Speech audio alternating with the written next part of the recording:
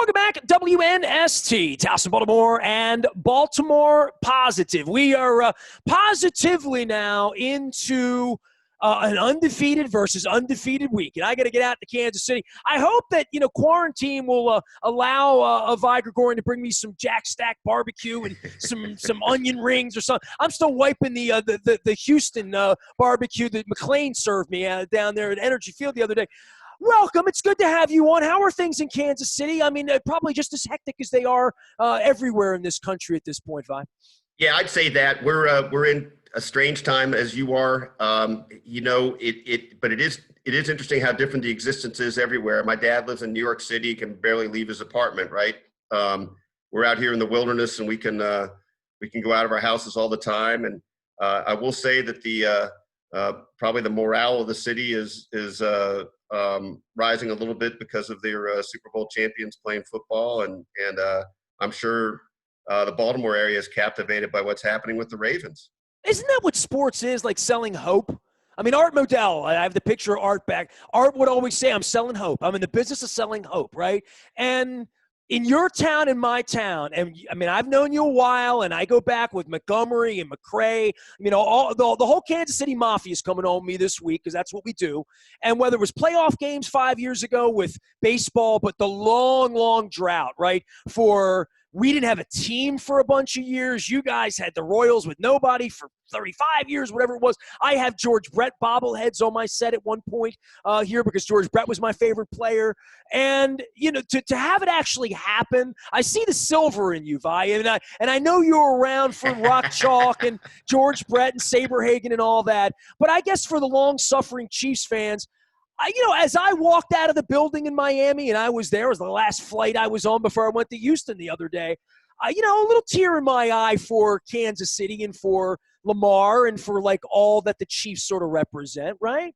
Yeah, that's really cool that your sort of range of knowledge and emotion can even come on out here to Kansas City, right? You're feeling the bigger picture, and to your original point about hope, that is kind of what's interesting. I mean, remember, this is a place that went 29 years between postseason appearances in baseball, went more than 2 decades between football playoff wins, and now it's just like you expect them to come back from double digits every time they play. They are 6-0 the last 2 seasons when trailing by double digits.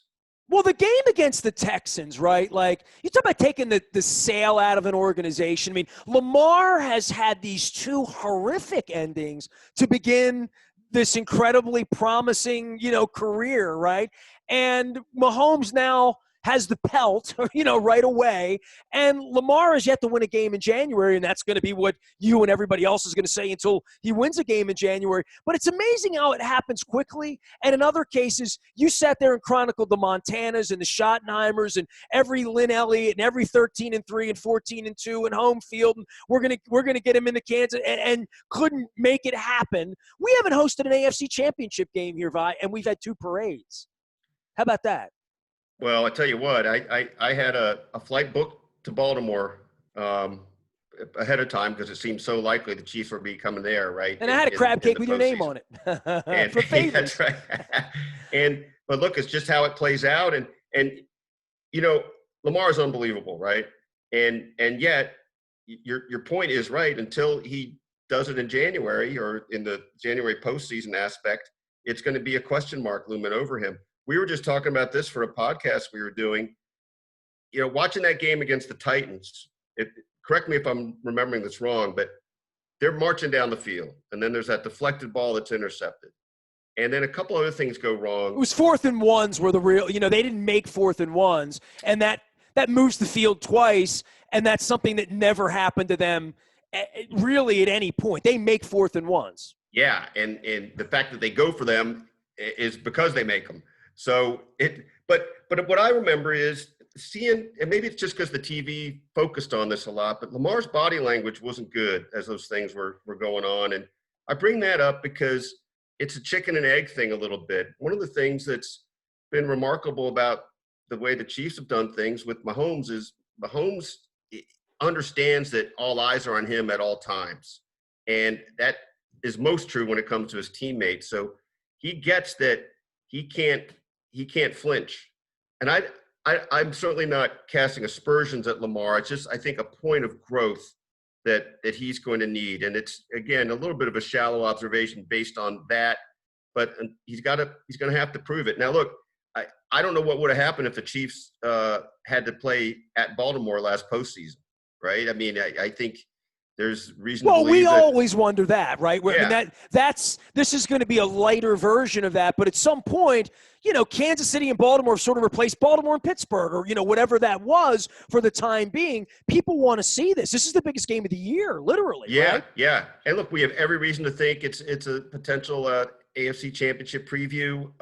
It certainly is sort of the chess match aspect is, what gets left on the table or held back, or what do the teams learn about each other for later? I think that's got to be no team, no coaches will ever tell us that, right? But that there's part of this is the long game. So well, there's the whole Andy John thing too, absolutely, which is literally delicious, right? Yeah, yeah, and it's that's part of what the fabric of this is going to be.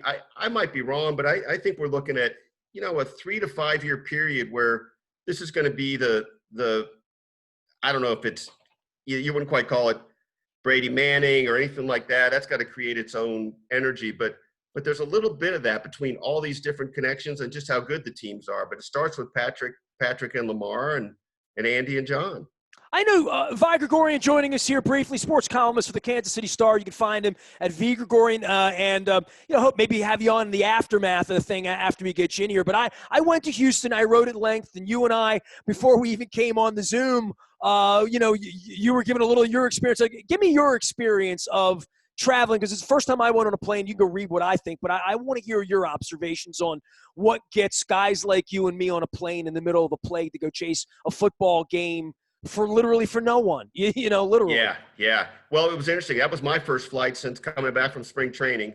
And Blair Kirchhoff, my great colleague, and I just we were up for it. Blair had a trip before and sort of broke down the quality of the sanitation and things like that in such a way that I felt like, okay, I can put my foot in the water. And we felt strongly that the Kansas City Stars covered every Chiefs game since they moved here in 1963, and every game on the road. And there's something to that feeling of paper of record, even in a time when paper is, an endangered species. I see your plates behind you, by the way, man. Dude, I worked at the News American when they were just getting off a hot metal in 1984. I mean, I was in those printing rooms, so like, I got printer's ink in my blood, man. So, yeah. I love that. And maybe that means you know how many resumes I sent to Dale By back in 1988 to get hired? Do you have any idea? A lot. Did you know Dale By the way?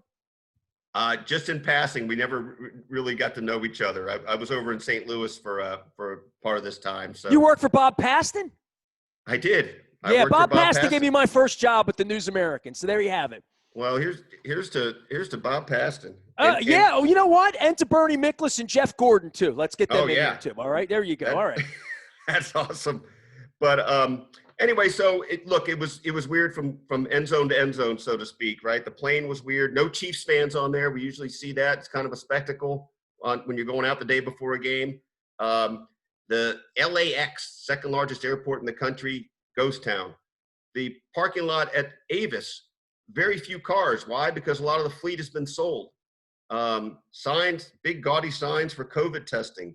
And then, of course, the stadium itself, this $5 billion stadium, the Chargers were playing their first game in. The Rams broke it in the week before, and no fans in there. So it's just kind of keeps you off balance the whole time. But part of what I wrote in a similar vein to what you wrote, Nestor, is by game's end, I really wasn't looking in the stands. I really wasn't conscious of all that. It was a heck of a game, and you sort of felt reassured by that feeling, like the game.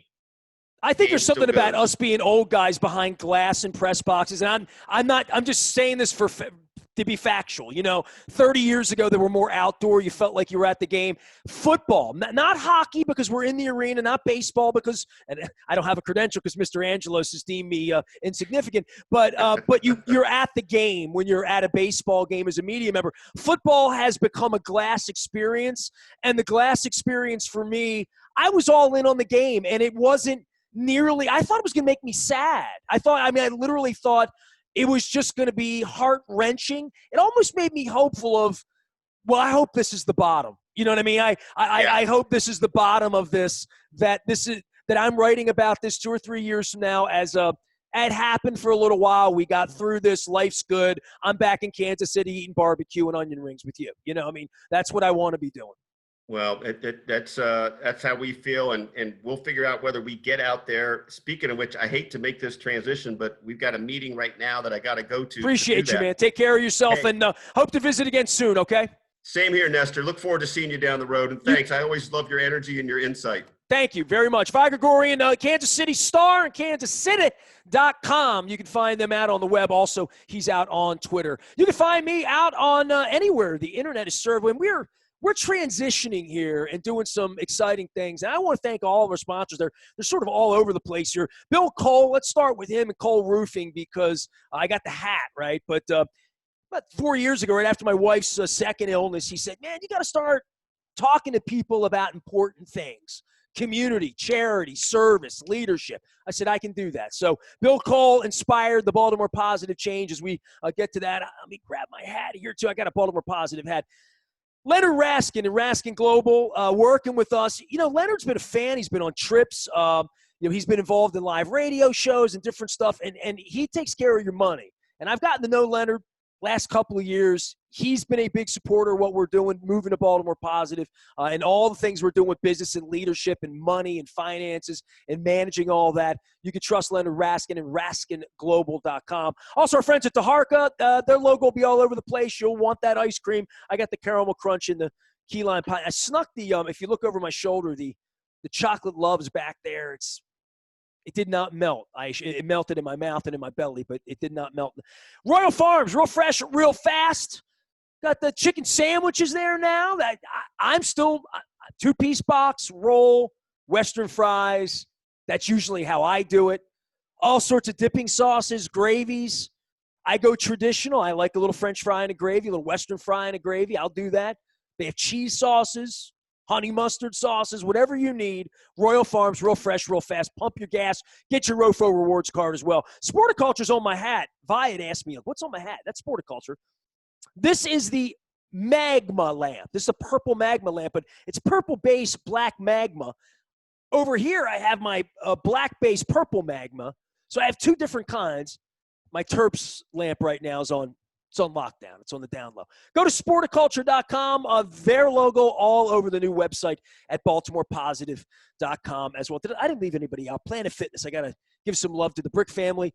Big thanks to them. Whether you're working out, working in, Planet Fitness and planetfitness.com. All the information's out there. All the safety we talk about, trying to keep everybody safe during this weird time we're going through. I hope you go out. If you don't catch it at AM 1570, you'll be able to read it at WNST.net and Baltimore Positive. My thoughts on being in Houston for the Ravens game. We're on to Kansas City here at WNST. Luke is monitoring all things in Owings Mills. We'll have all the press conference, all the traditional stuff. We have Election Palooza this week with Don Moeller and a cast of friends from Elevate Maryland, Center Maryland, podcasters and Mark Steiner from the Mark Steiner Show and Ryan Miner from A Minor Detail, all in one house, all talking about Ruth Bader Ginsburg and the upcoming election. Encouraging everybody to get out and vote. I am Nestor. We are WNST.net, AM 1570, WNST Taos in Baltimore. We never stop talking Baltimore sports.